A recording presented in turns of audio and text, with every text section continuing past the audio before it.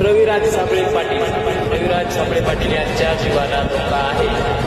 हो, सत्य बोलणाऱ्या माणसाला दररोज जीवे मारण्याच्या धमक्या येत आहेत. प्रश्न असा, या धमक्या देणाऱ्या कोण आणि या धमक्या कशासाठी? कारण एक शेतकरी पुत्र उठून सत्य बोलतोय, ज्यांनी शेतकऱ्यांचा विश्वासघात केला, ज्यांच्या विरोधात आवाज उठवतोय, नेतृत्वाने केलेल्या फसवणुकीवर तोंडावर खरं बोलण्याची हिंमत दाखवतोय, म्हणून धमक्या दिल्या जात आहेत. काही जण प्रचार करतायत रविराज दादा खूप आक्रमक झाले. अरे आक्रमक नाही रे, आक्रमण तर आमच्या शेतकऱ्यांवर झालंय.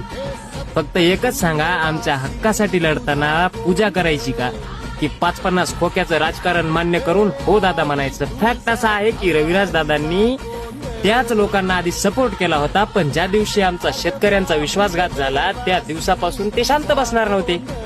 कारण ते कोणा एका व्यक्तीचे बांधील नाहीत, ते शेतकऱ्यांचे दादा आहेत.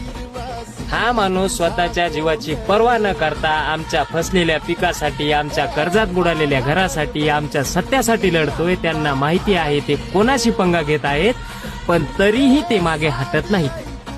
विरोधकांचा डाव सगळ्यांना माहित आहे. आमच्यात फूट पाडायची, शेतकरी विरुद्ध शेतकरी करायचं, आवाज दाबून टाकायचा, पण आम्ही तुटणार नाही, आम्ही वाकणार नाही.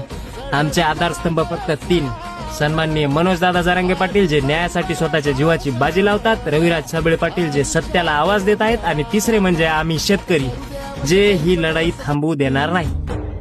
आज जर आपणच रविराज दादाच्या पाठीशी उभं नाही राहिलो तर उद्या आपला आवाज कोण उठवणार? या माणसाला काही झालं तर तो फक्त एका व्यक्तीचा प्रश्न नाही, तो महाराष्ट्राच्या शेतकऱ्यांचा आवाज आहे. मी सरकारकडे ठाम मागणी करतोय, रविराज दादांच्या सुरक्षिततेची तात्काळ व्यवस्था करा.